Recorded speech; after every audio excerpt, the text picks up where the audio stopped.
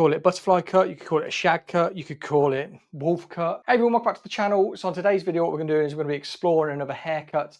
And as you can see, this section pattern is something that's quite new that I've never actually brought to you before. Let's just break it down for you. So how I did it, if you can see there. So I went back into the hairline, probably about 3 inches, and then just drew around the head.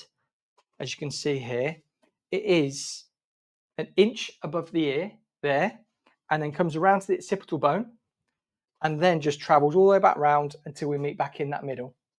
And then how it's sectioned out, I just sectioned through the back, stretched it forward, and put in that section or that ponytail, which then gave us this top section, which then I put into a ponytail or a section. How would I do this in the salon? So in salon, I would section that top section out the way, and then I'd be working through here, this underneath section, and how this hair comes out here where we're going to cut it from. So we're going to be cutting it from there.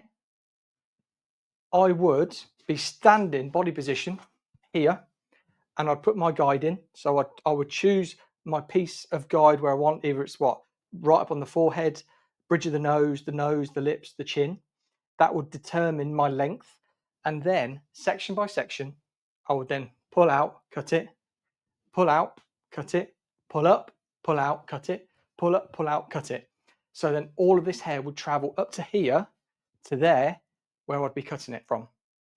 And then with this section, what I would do, I would then clip this out of the way to make sure I didn't interfere with it. I would then split this section on top down the middle, and then I'd just be elevating, either cut it square, we could cut it on an angle, we could cut it point cut, blunt cut, thinning scissors, texturers and shears. We could do clipper work. We could do clipper work by putting it up and going along like that. But being able to manipulate this to create different looks is a great way to help you understand the fundamentals of hairdressing. Right, so the bubble just broke. I've just put it back in when I was tightening it up. Now we're going to get to cutting the hair.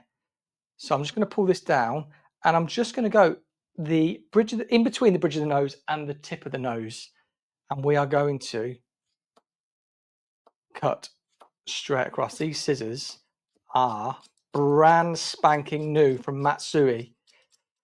So I'll link them down below as well if you want to check them out. These are the rose gold ones.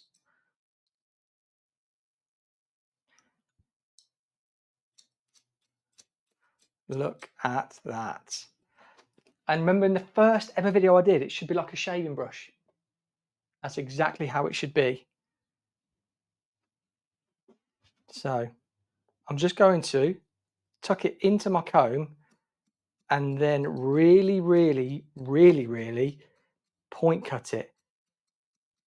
There we go.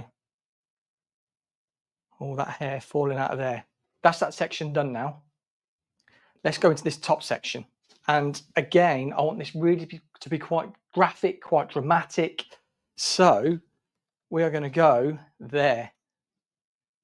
Because if I measure there to there, and then there, it's going to end up around about here. So satisfying. There we go. Really texturize into there. And one of the things that people always ask is like, how do you hairdressers never cut your hand or fingers? It's because when we're doing this, or if hairdressers do struggle with cutting themselves, you're cutting on the way in, whereas you should cut on the way out. So your scissors go in and then like that. So in, out, and then as I cut, I'm pulling away from the head. I can't wait to see this. So I'm going to pull it out, give it a little bit of a shake, and then I'll get it styled and we'll check out the finished result. Let's give it a little shake.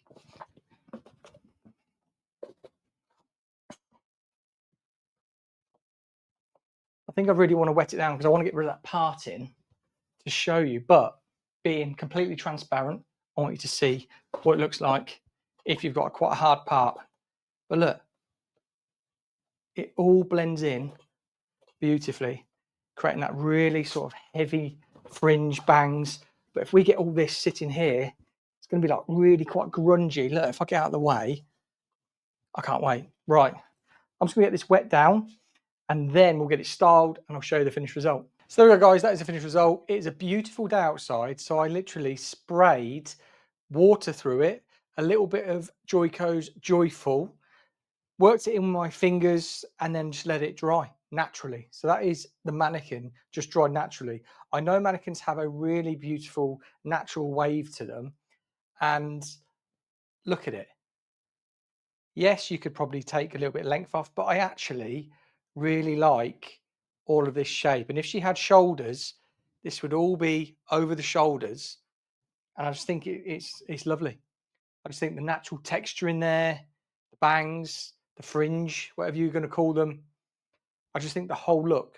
But one of the things that people always say about is it connected at the back and everything. Look, that beautiful ripple of layer that we've created using this new technique today.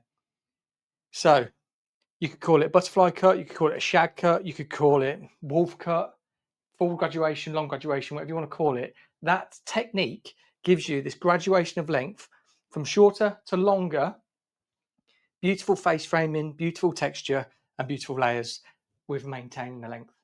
So if you enjoyed the new video, please let me know in the comments down below. Please smash the like button because it sends this video and all my videos so much further. And please hit the subscribe button if you are new, because 2025 is the year of content and we're going to be bringing you, fingers crossed, a video every single day. So that's what I'm hoping for.